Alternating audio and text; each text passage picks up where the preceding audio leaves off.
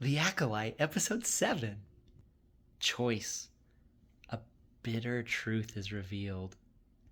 Alright, we're going to do a spoiler review of this thing, so ye be warned. Well, I didn't hate every second of this episode, but I did hate most of the seconds of this episode. It starts with like the Jedi in like a nature documentary where they're stuffing plants into boxes and like metal detecting stuff. It's like a metal detector that just is in Star Wars land. It's unwise to insult a wookie's cooking. I'm just sick of eating none legs. All right. This is a bad wig. And Carrie-Anne Moss, as much as I really love her in Chocolat and the 3 Matrix movies, it feels like she's just phoning it in this. Like I think I've finally come to how I feel about her performance in this show, and I think she's just phoning it in. It's really disappointing. Her acting is extremely wooden. I know she's supposed to be like a stoic Jedi Master, which often people portray very like woodenly, but it's really bad. Like it feels just like first take, just like, okay, read the line. Like maybe I even wrote my line on my hand and I'm just reading it off of there. But I mean, is that a wig? Looks terrible. How is it that this brand new show with a gigantic budget, all of the speeder scenes, which there are a handful of, look more fake than 1983 Return of the Jedi? And I just went back and watched the speeder bike scene. Yeah, there's a few parts you can tell that it's a blue screen, and a few parts you can see that the composite people are shaking a little bit, especially the biker scout troopers. But like, this speeder scenes look so fake. How is that the 1983 speeder bike scenes look more real than this? I don't understand. Is it just because I have like cranky old man bias and I'm like, the old 80s movies look better? Or is it this really looks worse? I would really like to know what you think. All right, I have to give credit where credit is due. This is a super cool shot where it's just zooming in as he's climbing up in this music.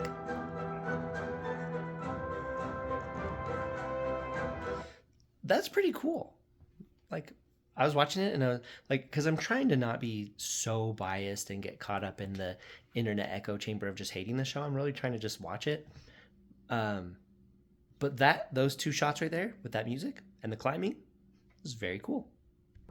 I did appreciate this though. It's an old platform elevator. Slice the controls. Yes. Okay.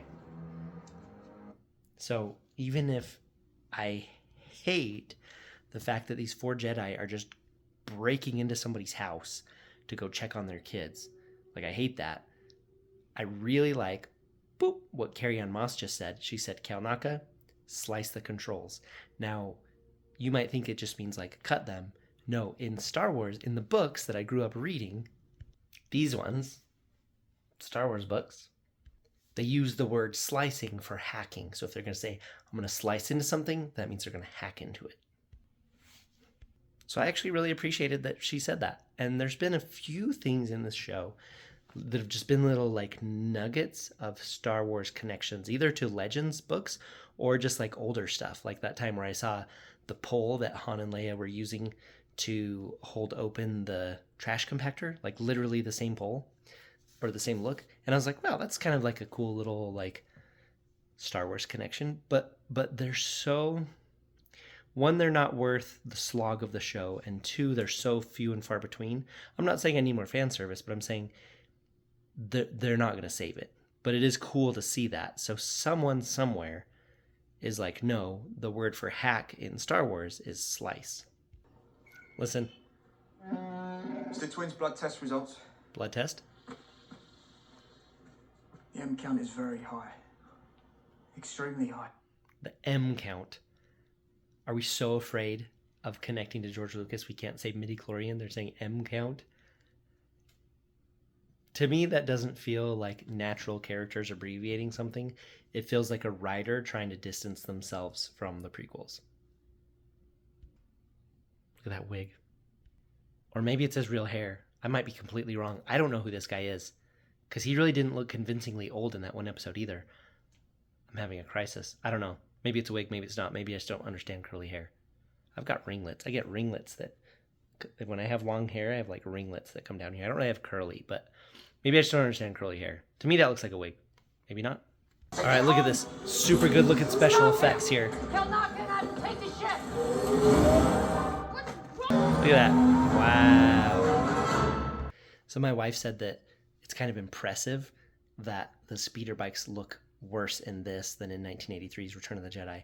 And I was like, yeah, it's impressive, like how, like that video on the internet of the person rolling their car in the driver's ed, like parallel parking, tiny parking lot. So it's impressive like that. Also, these witches, do they just sit around all the time? Like, seriously, what are they doing in there? Not gonna lie, I really, really like seeing a Wookiee with a lightsaber. Just really fighting hard, and this guy's face getting crushed and getting the big old scar and stuff.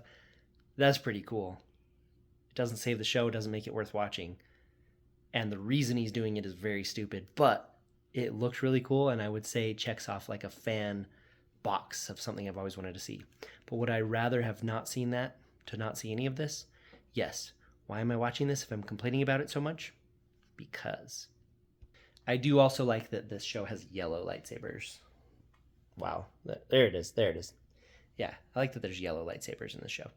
I don't really like the lightsaber whip, though. I know someone tried to explain it. I think hers was purple, which was kind of cool, but I don't like that. And yet I want to see more of it. I want to see it like really in action instead of just killing one bug. It's like, do they have like a quota that they could not go under or above? And they're like, one bug per episode when they're in the jungle.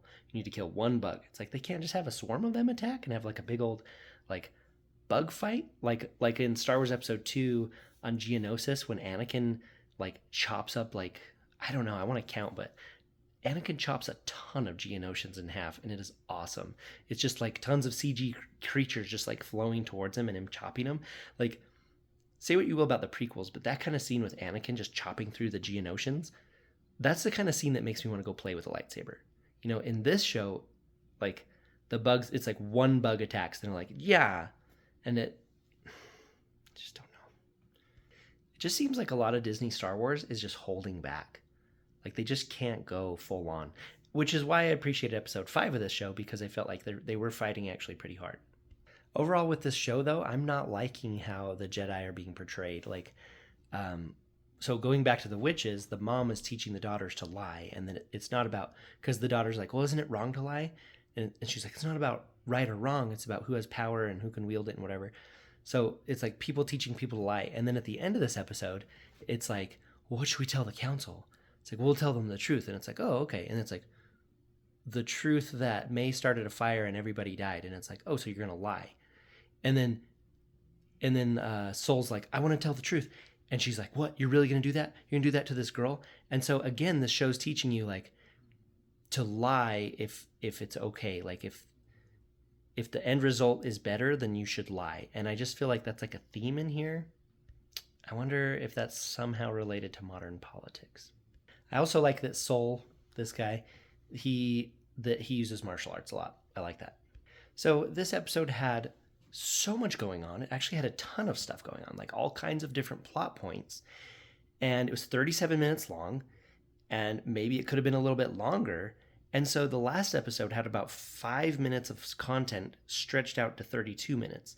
So the pacing of this show is just all over the place. It's just slow and boring, and then it picks up, and then it's slow. It's just it's so off. The show just feels really, really off. Like the editing, like it feels rushed, but then nothing's happening. So we're rushing through, like we're in a hurry to get somewhere, but we're not experiencing anything on the way. So it's just like, I don't know, it's like eating one of those rice cake things where there's just no substance. Now I did think it was interesting when we actually got to see him make the choice between the two girls, because I guess as a Jedi Master he couldn't save both of them. He had to stop using the Force to keep them both elevated above the chasm, so he focused on Osha and let May fall. So I get that that's a burden that was been hanging on him, and sure, yeah, that deepens his character and it makes that situation more interesting, because that's kind of a terrible burden to carry.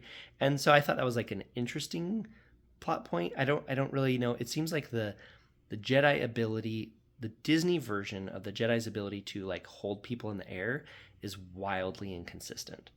From Ahsoka when Sabine helps Ezra make that huge jump, to Vader being able to pull a ship back down in, what is that, the Obi-Wan show?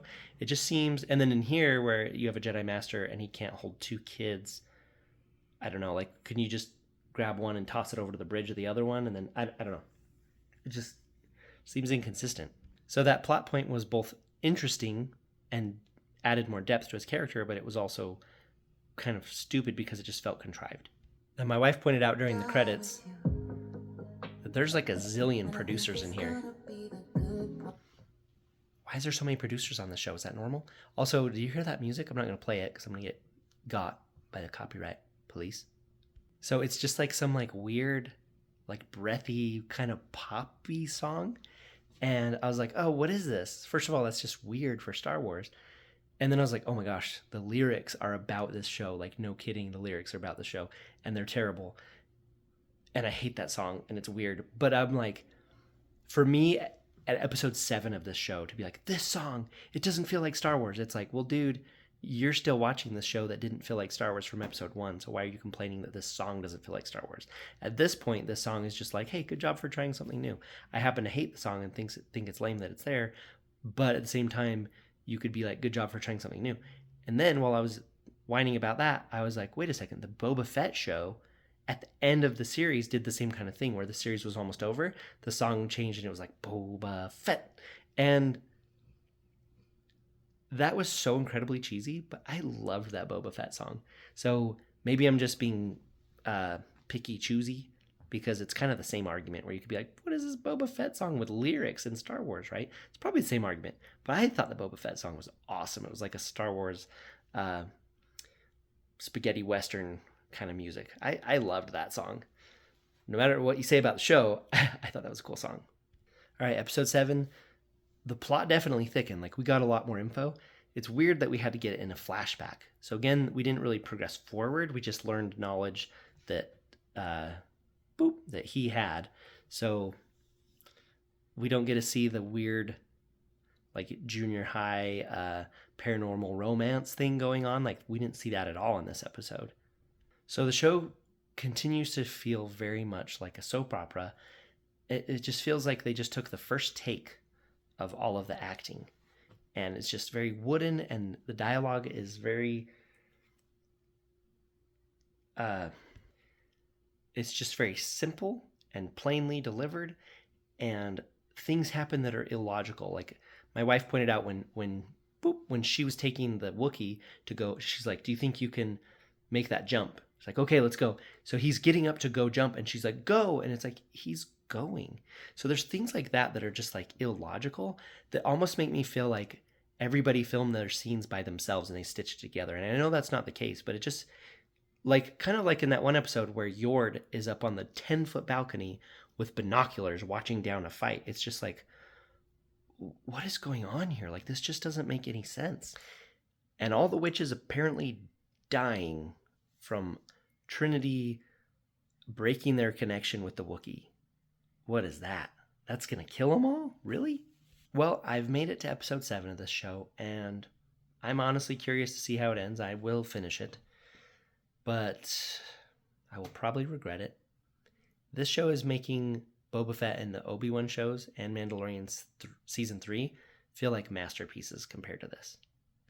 Now, watching that scene from Return of the Jedi with the speeder bikes to compare to the speeder bikes in this scene, it was like, you know, when it's like almost time to wake up but not quite time to wake up, and you have to get up to pee, and then you come back to your bed and you climb back into your bed and it's like all shaped perfectly to you and it's all warm and comfy. That's how it was seeing Return of the Jedi, a scene from Return of the Jedi after watching this. It was just like, this is good. This is comfy. Well, the train wreck continues. Let me know what you think. I'd love to hear it and chat with you. And if you like the episode, let me know. If you like the show, let me know. Love to hear your thoughts. So thanks for watching, and we'll see you on the next one. Bye.